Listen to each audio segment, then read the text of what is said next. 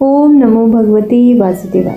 आप सभी का स्वागत है हरि का पंचांग चैनल पर। आप सभी सुन रहे हैं इस चैनल पर माघ मास के महात्म्य की कथाएं और साथ में श्रीमद् भागवत महापुराण के स्कंद को। आज आप सुनेंगे माघ मास महात्म्य के 26वें अध्याय को और साथ में श्रीमद् भागवत महापुराण के प्रथम स्कंद को। आइए आरंभ करते हैं। पथिक कहने लगा कि हे प्रेत, तुमने सारस के वचन किस प्रकार और क्या सुने थे, सो कृपा करके कहिए। प्रेत कहने लगा कि इस वन में कोहरा नाम की नदी पर्वत से निकली है। मैं घूमता घूमता उस नदी के किनारे पहुंचा और थकावट दूर करने के लिए वहां पर ठहर गया। उसी समय लाल मुख और तीखे दांतों वाला एक बड़ा बंदर वृक्ष से उतरकर जल्दी से वहां पर आया जहां एक सारस सोया हुआ था। उस चंचल बंदर ने कई एक पक्षियों को देखकर उस सोए हुए सारस को दृढ़ता से पैरों से पकड़ लिया और तो सब पक्षी उड़कर वहां से चले गए, परंतु सारसी भयभीत होकर विलाप करती हुई वहीं पर रुक गई। नींद के दूर होने तथा भय से नेत्र खोलकर सारस ने बंदर को देखा और मधुर वाणी से कहने लगा, हे बंदर, तुम बिना अपराध मुझको क्यों दुख देते हो? इस संसार में राजा भी केवल अपराधियों को ही दंड देता है। तुम्हारे जैसे श्रेष्ठ प्राणी किसी को पीड़ा नहीं देते। हम अहिंसक और दूसरे के कर्मों को नहीं देखते। जल की काई खाने वाले, आकाश में उड़ने वाले, वन में रहने वाले, अपनी स्त्री से प्रेम करने वाले, दूसरों की स्त्री को त्यागने वाले, दूसरों की बुराई से दूर रहने वाले, चोरी ना करने वाले, बूढ़ों की संगति से वर्जित, किसी को कष्ट ना देने वाले हैं। सो इस प्रकार मुझ निरपराधी को हे बंदर छोड़ दो। मैं तुम्हारे पहले जन्म के वृतांत जानता हूँ। यह वचन सुनकर वह बंदर उसको छोड़कर दूर बैठ गया और कहने लगा कि तुम मेरे पूर्व जन्म के वृतांत को कैसे जानते हो? तुम अज्ञानी पक्षी हो और मैं वन में घूमने वाला हूँ। सारस कहने लगा कि मैं अपनी जाति की स्मृति के बल से तुम्हारे पूर्व जन्म का सब वृतांत जानता हूँ। तुम पूर्व जन्म में विंध्य पर्वत के राजा थे और मैं तुम्हारे कुल का पूज्य पुरोहित था। तुम राजा होकर अपनी प्रजा को पीड़ा दिया करते थे। विवेकहीन तुमने बहुत सा धन इकट्ठा किया। सो वानर, प्रजा की पीड़न रूपी अग्नि की ज्वाला से तुम पहले ही तप चुके थे। पहले तुम कुंभीपाक नगर में गिराए गए। तुम्हारे शरीर को नरक में 3000 वर्ष बीत गए। फिर नरक से निकालकर बचे हुए पापों के कारण इस बंदर की योनि में आए और मुझको मारना चाहते हो। पूर्व जन्म में तुमने ब्राह्मण के बाग से लूटकर बलपूर्वक फल खाए थे। उसका यह भयंकर फल हुआ कि तुम वानर और वनवासी हुए। प्राणी अवश्य में अपने किए हुए कर्मों को भोगता है। इसको देवता भी नहीं हटा सकते। इस प्रकार मैं सारस का जन्म लेकर भी अज्ञान से मोहित नहीं हुआ। इतनी कथा कहकर वानर कहने लगा कि यदि ठीक ही जानते हो तो बताओ तुम पक्षी कैसे हुए? सारस कहने लगा कि मेरी दुर्गति का कारण भी सुनो। तुमने नर्मदा नदी के किनारे पर सूर्य ग्रहण के समय बहुत से ब्राह्मणों के निमित्त 100 ढेर अन्न के दान किए थे और मैंने पुरोहिताई के मदद से थोड़ा सा ब्राह्मणों को दिया और बाकी सब मैं अपहर ले गया। इन ब्राह्मणों के द्रव्य का अपहरण करने के पाप से मैं पहले कालसूत्र नरक में और फिर रक्त कर्दुम नगर नरक में, जहाँ पर बड़े बड़े कीड़े थे और रक्त तथा पीप से भरा हुआ नाभि तक, नीचे सिर और ऊपर पैर किए हुए पीप चाटता हुआ उस दुर्गंध वाले नरक में कीड़ों आदि से काटा जाकर 3000 वर्ष तक उस यातना को भोगता रहा। मैं नरक के दुख का वर्णन नहीं कर सकता। फिर नरक की यातना से मुक्त होकर यह सारस का जन्म पाया, क्योंकि पूर्व जन्म में अपनी बहन के घर से कांसे का बर्तन चुराया था। इसको मैंने एक जुआरी को दिया। इसी से मैं सारस योनि में आया। यह मेरी स्त्री पिछले जन्म में ब्राह्मणी थी। इसने भी कांसे की चोरी की थी। इसी से यह मेरी स्त्री और सारसी हुई। यह सब मैंने तुमसे कर्मफल कहा। अब भविष्य की बात भी सुनो। अब मैं, तुम और यह मेरी स्त्री भी हंस होंगे और काम रूप देश में सुख से निवास करेंगे। फिर इसके पश्चात घोर योनि में फिर जाकर दुर्लभ मनुष्य योनि को प्राप्त होंगे। इससे मनुष्य पाप और पुण्य दोनों ही कर सकता है। इस प्रकार शिव की माया से यह सारा जगत मोह को प्राप्त होता है। न केवल हम परंतु इस संसार के सभी जीव प्रवृत्ति मार्ग में फंसकर अच्छे और बुरे कर्म करते और उनका फल भोगते हैं। इसीलिए सब प्राणियों को धर्म का सेवन करना चाहिए। देवता, असुर, मनुष्य, व्याघ्र, कीड़े मकोड़े सभी से कंटक रूपी मार्ग नहीं छूटता। केवल वेदांत जानने वाले योगी ही इस मार्ग से बच सकते हैं। इसी कारण बड़े बड़े महात्मा भी कर्मफल को टाल नहीं सकते। उपाय से तथा बुद्धि से कोई भी इसको नहीं बदल सकता। तुम पहले राजा थे, फिर नरक में गए और अब बंदर की योनि में वन में फिरते हो और फिर भी ऐसा ही जन्म पाओगे। ऐसा विचार कर आनंद पूर्वक और धैर्य धर कर विचरते हुए काल की प्रतीक्षा करो। तब वानर ने कहा कि पहले जन्म में मैं तुम्हारी पूजा करता था और अब तुम मुझको प्रणाम करते हो। तुम जाति के स्मरण से मेरे पूर्व जन्म के वृतांत को जानते हो। आनंद पूर्वक रहो, तुम्हारा कल्याण हो। तुम्हारे वचनों को सुनकर मैं मोह रहित होकर वन में विचरूंगा। प्रेत कहने लगा कि हे पथिक, मैंने नदी के तट पर बंदर और सारस का यह संवाद सुना। तब मुझको बोध हुआ और मोह तथा शोक का नाश हुआ। ओम नमो नारायण। हरे कृष्ण। माघ मास महात्म्य का 26वां अध्याय संपन्न हुआ। आइए सुनते हैं माघ मास महात्म्य का 27वां अध्याय। हरे कृष्णा। आइए सुनते हैं माघ मास महात्म्य का 27वां अध्याय। प्रेत कहने लगा कि हे बधिक, मैं इस समय तुम्हारे पास जो यह गंगा जल है उसे मांगता हूँ, क्योंकि मैंने इसका बहुत कुछ महात्म्य सुना है। मैंने इस पर्वत पर गंगा जल का बड़ा अद्भुत आश्चर्य देखा था, इसीलिए जल मांगता हूँ। मैं प्रेत योनि में अति दुखी हूँ। एक ब्राह्मण अनधिकारी को यज्ञ कराकर ब्रह्म राक्षस हो गया। वह हमारे साथ 8 वर्ष तक रहा। उसके पुत्र ने उसकी अस्थियों को इकट्ठा करके गंगा में कनखल स्थान में गिरवा दिया। उसी समय वह राक्षस तव त्याग कर सदगति को प्राप्त हुआ। मैंने प्रत्यक्ष देखा है, इसीलिए मैंने तुमसे प्रार्थना की है। मैंने पहले जन्म में तीर्थ स्थानों में बड़े बड़े दान लिए थे और उनका प्रायश्चित नहीं किया था। इसी से मैं हजारों वर्ष तक इस प्रेत योनि, जिसमें अन्न और जल मिलना अति दुर्लभ है, दुख पा रहा हूँ। इस योनि में मुझको हजारों वर्ष बीत गए। इस समय आप जल देकर मेरे प्राणों को, जो कंठ तक आ गए हैं, मुझे बचाओ। कुष्ठ आदि रोग से भी मनुष्य प्राणों को त्याग करने की इच्छा नहीं करता। देवद्युति कहने लगे कि ऐसे उस प्रेत के वचन सुनकर वह ब्राह्मण बड़ा विस्मित हुआ और वह अपने मन में विचारने लगा कि संसार में पाप और पुण्य के फल अवश्य आ पड़ते हैं। देव, दानव, मनुष्य, कीड़े मकोड़े भी रोगों से पीड़ित होते हैं। बाल तथा वृद्धों को मरण, अंधा तथा कुबड़ापन, ऐश्वर्य, दरिद्रता, पांडित्य तथा मूर्खता सब कर्मों से ही होता है। इस कर्म भूमि में जिन्होंने न्याय से धन इकट्ठा किया वह धन्य है। यह सुनकर प्रेत गदगद वाणी में बोला, हे पथिक, मैं जानता हूँ कि आप सर्वज्ञ हैं। आप मुझको जीवन का आधार जल इस प्रकार दो जैसे मेघ चातक को देता है। तब पथिक कहने लगा कि हे प्रेत, मेरे माता पिता भृगु क्षेत्र में बैठे हैं, मैं उन्हीं के लिए जल लाया हूँ। अब बीच में तुमने गंगा के संगम का जल मांग लिया। अब मैं इसी धर्म संदेह में पड़ गया हूँ। क्या कांड वस्तु में यज्ञ को इतना नहीं मानता जितना प्राण रक्षा को मानता हूँ? इसीलिए प्रेत को जल देकर तृप्त करके माता पिता के लिए फिर जल लाऊंगा। लोमश जी कहने लगे कि इस प्रकार उस पथिक ने गंगा यमुना के संगम का जल उस प्रेत को दिया।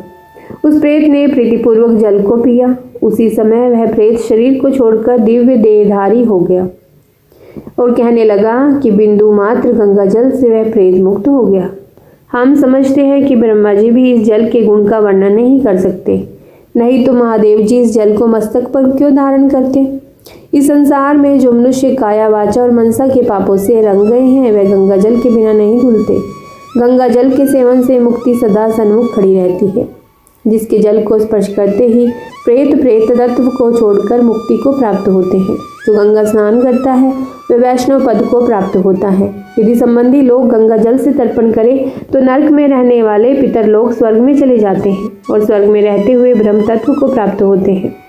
गंगा जल के समान और कोई मुक्ति का साधन नहीं।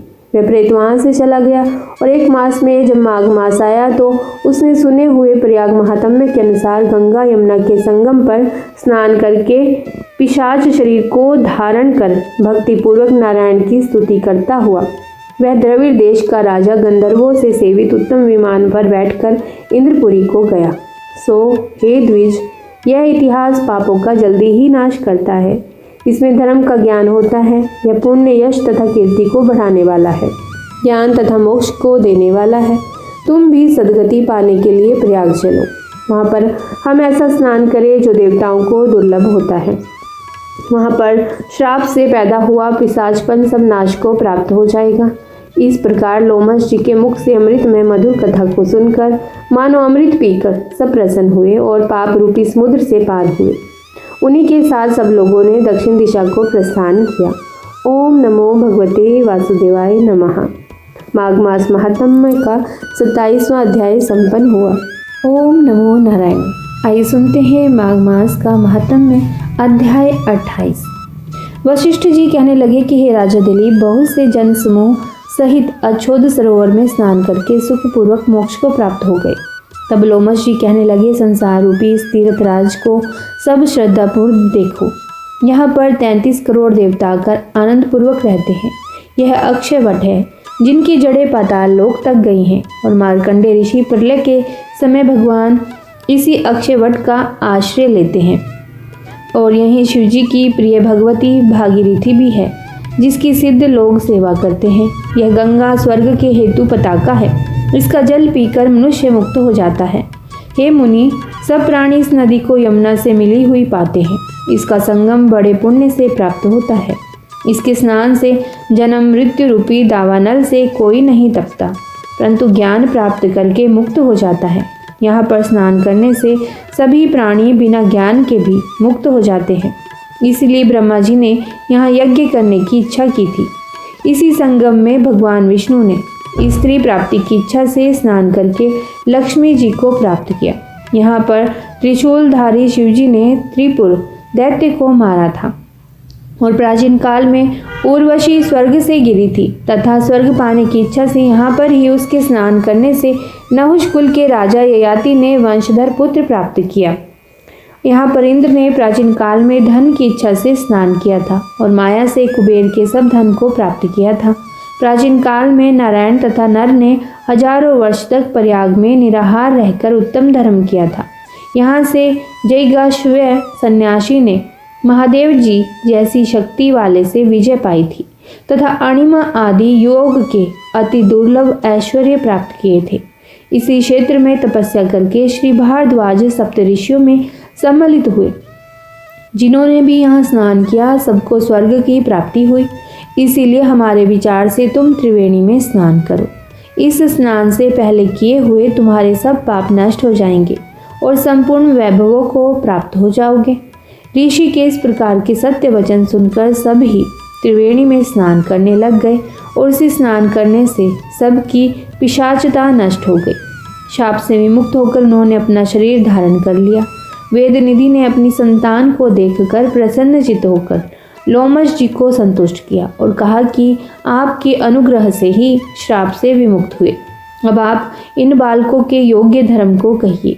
लोमश जी ने कहा कि इस युवा कुमार ने वेदों का अध्ययन समाप्त कर लिया है, इसीलिए इन कन्याओं के प्रीतिपूर्वक कर कमलों को ग्रहण करें। तब लोमश जी तथा अपने पिताजी की आज्ञा से इस ब्रह्मचारी ने 5 कन्याओं से विवाह किया। इन कन्याओं के सब मनोरथ पूर्ण हुए। जिसके घर में लिखा हुआ यह मातम में पूजा जाता है वहाँ नारायण ही पूजे जाते हैं। पुष्कर तीर्थ में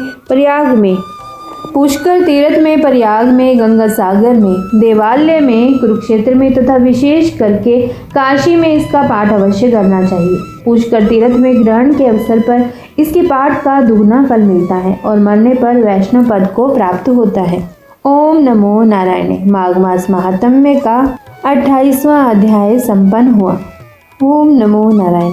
आइए सुनते हैं माघ मास महात्म्य का 29वां अध्याय। प्रयाग महात्म्य का इसमें वर्णन किया गया है। लोमश ऋषि बोले, हे ब्राह्मण, मैंने पुनित फल वाले इतिहास आपके सामने वर्णन किए हैं। अब तेरे पुत्र और गंधर्व कन्याओं को उचित है कि वे पिशाच योनि से मुक्त होने के लिए मेरे साथ प्रयाग जाए। वहाँ देवताओं को भी दुर्लभ माघ स्नान होगा। वहाँ स्नान करने पर यह सब इस पिशाच योनि से मुक्त होंगे। ऋषि के इन वचनों द्वारा अपनी मनोकामना पूर्ण होते देख वे पिशाचनियाँ और पिशाच सहर्ष उनके साथ प्रयाग के त्रिवेणी जल में स्नान करने हेतु जाने को तैयार हो गए। ऋषि उन सबको साथ लेकर आकाश मार्ग द्वारा प्रयाग की ओर चले। वशिष्ठ जी बोले, हे दिलीप, अब तुम गंगा और यमुना के महात्म्य को सुनो। आकाश मार्ग से जाते हुए लोमश ऋषि ने सबको संबोधित करते हुए कहा, तीर्थराज प्रयाग को प्रणाम करो। वैसे तो बिना ज्ञान धारण किए प्राणी भी प्रयागराज के त्रिवेणी जल में मार्ग स्नान करके मोक्ष को प्राप्त कर लेते हैं। इसी प्रयागराज क्षेत्र में ब्रह्मा जी ने सृष्टि रचना के लिए वह महान यज्ञ किया था और महान शक्ति प्राप्त की थी, जिनके द्वारा हमें सृष्टि की रचना कर सकी। स्वयं भगवान विष्णु ने भार्या की मनोकामना करके इस गंगा यमुना संगम के जल में स्नान किया था। तभी अमृत मंथन के समय उनको लक्ष्मी भार्य प्राप्त हुई थी। शिव ने इसी त्रिवेणी के सेवन द्वारा त्रिपुर दैत्य का वध करने की शक्ति प्राप्त की थी। इसी स्थान पर 33 कोटि देवताओं की तृप्ति हुई थी। यही योग स्वरूप जनार्दन भगवान का सुख है, जहाँ प्रलय के समय मार्कंडेय ऋषि ने हरण ग्रहण की थी। समस्त पापों को हरण करने वाला यह यमुना जी है। यहाँ स्नान करने वाले निष्पाप होते हैं, सभी को मुक्ति प्राप्त होती है। इस विषय में एक इतिहास को सुनो। इसी समय ऋचिक ऋषि ने गंधर्व को श्राप दिया और वह काक हो गया। उस गंधर्व ने काक होते ही तुरंत इस त्रिवेणी के जल में स्नान कर डाला।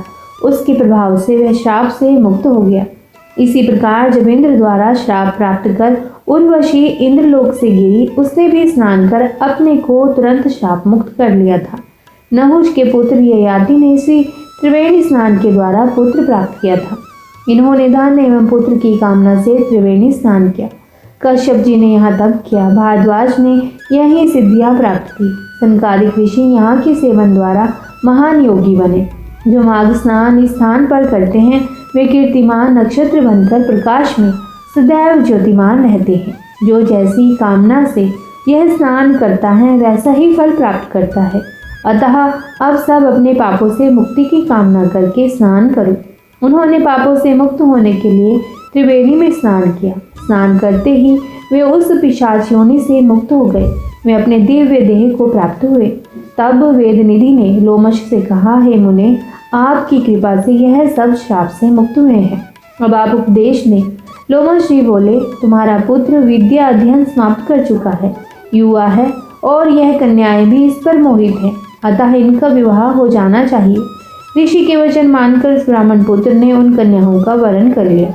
उन सब ने लोमश जी को प्रणाम किया और ऋषि ने उन्हें आशीर्वाद देकर आश्रम चले गए। हे राजन, इस प्रकार वे ब्रह्मचारी उन 5 गंधर्व कन्याओं को साथ लेकर पिता के साथ घर चला गया। जो प्राणी इस पवित्र माघ मास महात्म्य को पढ़ता और सुनता है, उसकी समस्त पापों से मुक्ति हो जाती है। उसको मनवांछित फल प्राप्त होते हैं और वैकुंठ को जाता है। इस इतिहास को सुनाने वाले द्विज का पूजन करके यथाशक्ति दक्षिणा देकर संतुष्ट करना चाहिए। ऐसा प्राणी सुखी रहता है। हर प्राणी को चाहिए कि वह अपने जीवन काल में कम से कम एक बार तीर्थराज प्रयाग में जाकर त्रिवेणी का स्नान मकर संक्रांति के दिन माघ मास में अवश्य ही करे, ताकि उसके भूतकाल में हुए पापों से छुटकारा मिल सके और भविष्य उज्जवल हो सके। स्नान के पश्चात यथाशक्ति सोना, चांदी, रुपया, अन्न, गुड़, तिल आदि का दान अवश्य करें, तभी स्नान दान का पुण्य फल मिलता है। ओम नमो नारायणे। माघ मास महात्म्य का 29वां अध्याय संपन्न हुआ। आइए सुनते हैं 30वां अध्याय। इसमें माघ व्रत उद्यापन विधि के बारे में बताया गया है। माघ मास में पूर्णिमा को प्रातःकाल यमुना, सरस्वती, गंगा के संगम में अथवा किसी भी नदी में स्नान करके एवं पवित्र होकर उसी क्षेत्र में एक मंडप बनाकर उसमें भगवान विष्णु की स्थापना करें। ब्राह्मण को बुलाकर गौरी, गणेश तथा नवग्रह की स्थापना करके सत्यनारायण भगवान का पूजन करें और कथा सुने। इसके बाद एक वेदी बनाकर वेदी के पश्चिम भाग में बैठकर तिल, चावल, जौ, गूगल, घी का हवन करें। तदुपरांत ब्राह्मणों का वरण करें। बाद में सर्वोत्तभद्र चक्र बनाकर ब्रह्म आदि देवताओं का पूजन करके वहां कलश के ऊपर स्वर्ण की लक्ष्मी विष्णु की मूर्ति स्थापित करें। ओम इदम विष्णुरिति इस मंत्र से आह्वान करके पुरुष सूक्त के मंत्रों द्वारा षोडश उपचार पूजन करें और पलंग के साथ 5 वस्त्रों को तथा ब्राह्मण को लोटा, धोती, जनेऊ, जोड़ा अथवा स्वर्ण मुद्रा, तिल आदि का दान करें और गौ दान करके विसर्जन करें। इसके पश्चात गीत, कीर्तन, वाद्य आदि मंगल गान और उत्सव मनाएं। तथा यथाशक्ति ब्राह्मण को भोजन करावें तथा यथाशक्ति उनको दक्षिणा भी दें। जो मनुष्य माघ में इस महात्म्य को पढ़ता और सुनता है तथा उपरोक्त रीति से उद्यापन करता है तो इस व्रत और उद्यापन से कुल के 7 जन्मों के किए गए संपूर्ण पाप नष्ट हो जाते हैं। उस मनुष्य को सुख संपत्ति एवं सौभाग्य प्राप्त होते हैं तथा सकल मनोरथ सिद्ध हो जाते हैं। ओम नमो नारायण। ओम नमो भगवते वासुदेवाय। माघ मास महात्म्य का 30वां अध्याय संपन्न हुआ। इस प्रकार आपने माघ मास महात्म्य के संपूर्ण अध्यायों को श्रवण किया है। प्रभु विष्णु की कृपा आप सभी पर सदैव बनी रहे। सुख संपत्ति आपके जीवन में आए, सद्मार्ग पर चलने की प्रेरणा मिले। आपकी प्रभु विष्णु की कृपा दृष्टि आपके जीवन में बनी रहे। सुख समृद्धि आपके जीवन में आए, आपकी संतान को सुख ही सुख प्राप्त हो। माता लक्ष्मी की कृपा दृष्टि आप पर सदैव बनी रहे। माघ पूर्णिमा का बाकी पूर्णिमाओं की तरह ही विशेष महत्व है। इस व्रत को करने से व्यक्ति की सभी मनोकामनाएं पूरी होती हैं। माघ पूर्णिमा पर इस पौराणिक कथा का पाठ जरूर करना चाहिए और इसके बिना व्रत भी अधूरा माना जाता है। तो आइए सुनते हैं माघ पूर्णिमा की पौराणिक व्रत कथा। एक नगर में धनेश्वर नाम के एक ब्राह्मण रहता था। उसकी पत्नी का नाम रूपवती था, जो कि बहुत ही पतिव्रता और सर्वगुण संपन्न थी, लेकिन उसे कोई संतान नहीं थी। इसीलिए वो दोनों बहुत चिंतित रहते थे। एक बार उस नगर में एक महात्मा आए। उन्होंने उस नगर के सभी घरों से दान लिया, लेकिन धनेश्वर की पत्नी जब भी उन्हें दान देने जाती तो वो इसे लेने से मना कर देते थे। एक दिन धनेश्वर महात्मा के पास गया और उसने पूछा कि हे महात्मन, आप नगर के सभी लोगों से दान लेते हैं, लेकिन मेरे घर से नहीं लेते। हमसे अगर कोई भूल हुई हो तो हम ब्राह्मण दंपत्ति आपसे क्षमा याचना करते हैं। इस पर महात्मा ने कहा, नहीं विप्र, तुम तो हमेशा आदर सत्कार करने वाले ब्राह्मण हो, तुमसे भूल तो कभी हो ही नहीं सकती। महात्मा की बात सुनकर धनेश्वर हाथ जोड़कर बोला, हे मुनिवर, फिर आखिर क्या कारण है? कृपया हमें उससे अवगत करा। इस पर महात्मा बोले, हे विप्र, तुम्हारी कोई संतान नहीं है। जो दंपत्ति निसंतान हो उसके हाथ से भिक्षा कैसे ग्रहण कर सकता हूँ? तुम्हारे द्वारा दिया गया दान लेने के कारण मेरा पतन हो जाएगा। बस यही कारण है कि मैं तुम्हारे घर से दान स्वीकार नहीं करता। महात्मा के ऐसे बोल सुनकर धनेश्वर उनके चरणों में गिर पड़ा और विनती करते हुए बोला, हे महात्मन, संतान न होना ही तो हम पति पत्नी के जीवन की सबसे बड़ी निराशा है। यदि संतान प्राप्ति का कोई उपाय हो तो बताने की कृपा करें। मुनिवर, ब्राह्मण का दुख देखकर महात्मा बोले, हे विप्र, तुम्हारे इस कष्ट का एक आसान तरीका है जिससे तुम्हें इससे निवारण मिल सकता है। तुम्हें 16 दिनों तक श्रद्धापूर्वक काली माता की पूजा करके उन्हें प्रसन्न करना होगा, तो उनकी कृपा से अवश्य ही तुम्हें संतान की प्राप्ति हो जाएगी। इतना सुनकर धनेश्वर बहुत खुश हुआ। उसने महात्मा का आभार प्रकट किया और घर आकर अपनी पत्नी को सारी बात बताई। इसके बाद धनेश्वर माँ काली की उपासना के लिए वन चला गया। ब्राह्मण ने पूरे 16 दिन तक काली माता की पूजा की और उपवास रखा।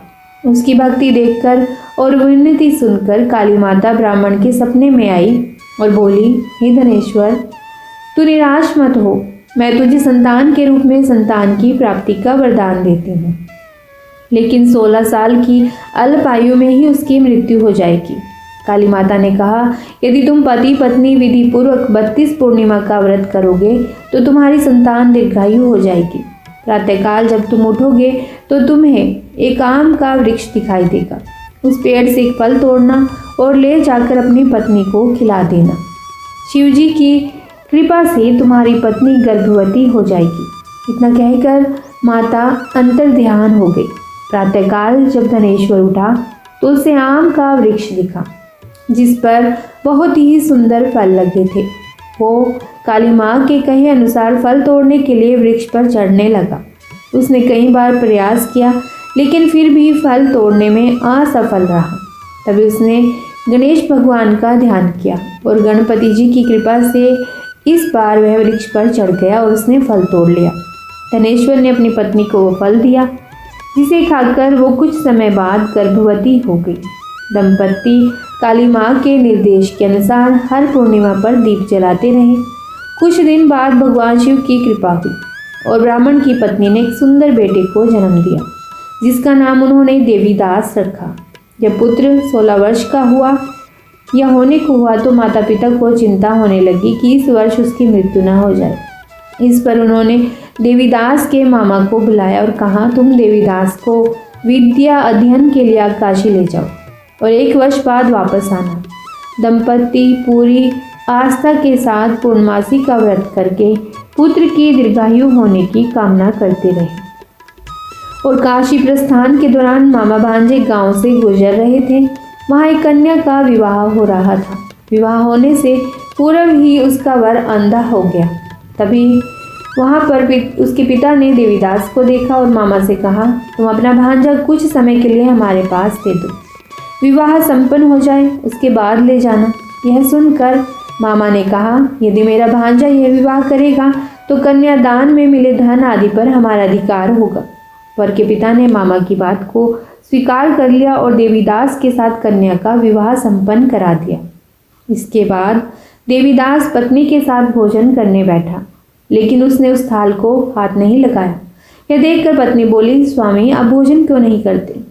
आपके चेहरे पर ये उदासी क्यों है? तब देवीदास ने सारी बात बताई। यह सुनकर कन्या बोली, स्वामी मैंने अग्नि को साक्षी मानकर आपके साथ फेरे लिए हैं। अब मैं आपके अलावा किसी और को अपना पति स्वीकार नहीं करूंगी। पत्नी की बात सुनकर देवीदास ने कहा, ऐसा मत कहो, मैं अल्पायु हूँ। कुछ ही दिनों में 16 वर्ष की आयु होते ही मेरी मृत्यु हो जाएगी। इस पर उसकी पत्नी ने कहा कि स्वामी जो मेरे भाग्य में लिखा है और जो लिखा होगा उसे मैं स्वीकार करूंगी। देवीदास ने उसे समझाने की बहुत चेष्टा करी, लेकिन जब वो नहीं मानी तो देवीदास ने उसे एक अंगूठी दी और कहा, मैं काशी जा रहा हूँ, लेकिन तुम मेरा हाल जानने के लिए एक पुष्प वाटिका तैयार करो, उसमें भांति भांति के फूल लगाओ, उन्हें जल से सींचती रहो।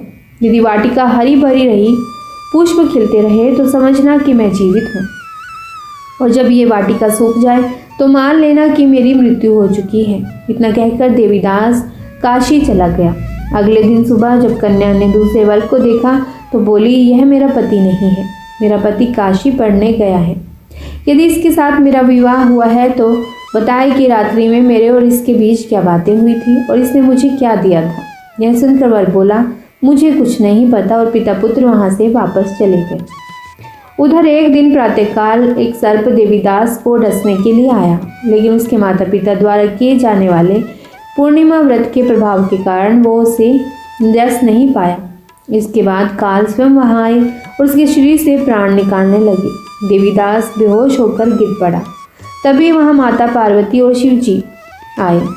देवीदास को बेहोश देखकर देवी पार्वती बोली, हे स्वामी, देवीदास की माता ने 32 पूर्णिमा का व्रत रखा था, उसके फलस्वरूप कृपया आप इसे जीवन दान दें। माता पार्वती की बात सुनकर भगवान शिव ने देवीदास को पुनः जीवित कर दिया। इधर देवीदास की पत्नी ने देखा कि पुष्प वाटिका में एक भी पुष्प नहीं रहा। वो जान गई कि उसके पति की मृत्यु हो चुकी है और रोने लगी। तभी उसने देखा कि वाटिका फिर से हरी भरी हो गई। यह देखकर वो बहुत प्रसन्न हुई। उसे पता चल गया कि देवीदास को प्राणदान मिल चुका है। जैसे ही देवीदास 16 वर्ष का हुआ, मामा भांजा काशी से वापस चल पड़े। रास्ते में जब वो कन्या के घर गए तो उसने देवीदास को पहचान लिया और प्रसन्न हुई। धनेश्वर और उसकी पत्नी भी पुत्र को जीवित पाकर हर्ष से भर गई। ओम नमो नारायण। हर हर महादेव। पार्वती माता की जय। माता पार्वती और शिव की कृपा आप सभी पर बने रहे, आप सभी की संतानों को दीर्घायु प्रदान करें। आइए सुनते हैं माघ पूर्णिमा व्रत की एक और कथा। इस कथा के अनुसार नर्मदा नदी के तट पर शुभव्रत नामक विद्वान ब्राह्मण रहता था, लेकिन वह काफ़ी लालची था। उसका लक्ष्य किसी भी तरह धन संपदा को कमाना था, और ऐसा करते करते यह समय से पूर्व ही वृद्ध दिखने लगा और कई बीमारियों की चपेट में आ गया। इस बीच उनके मन में आया कि उन्होंने पूरा धन तो कमाने में आयु को बिता दिया है, और अब जीवन का उद्धार कैसे करेगा। इसी क्रम में उन्हें माघ माह में स्नान का महत्व बताने वाला एक श्लोक याद आया। इसके बाद स्नान का संकल्प लेकर वह ब्राह्मण नर्मदा नदी में स्नान करने चला गया।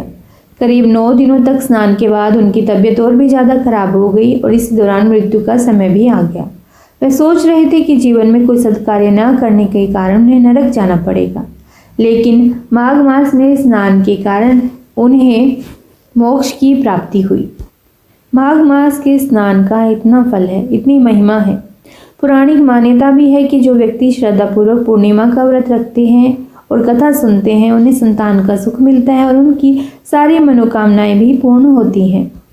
पंचांग के अनुसार 12 फरवरी को बहुत ही शुभ संयोग में माघी पूर्णिमा मनाई जाएगी। इस दिन स्नान दान के कार्य पुण्य फलदायी माने जाते हैं। मान्यता है कि इससे साधक के सभी पाप और कष्ट दूर हो जाते हैं। माघ महीने के शुक्ल पक्ष में आने वाली पूर्णिमा को ही माघी पूर्णिमा या माघ पूर्णिमा कहा जाता है।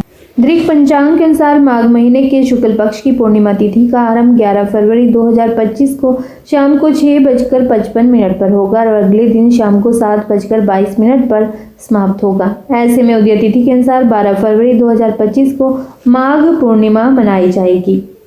इस दिन स्नान दान के कार्य पुण्य फलदायी माने जाते हैं। इस साल माघ पूर्णिमा के दिन महाकुंभ में चौथा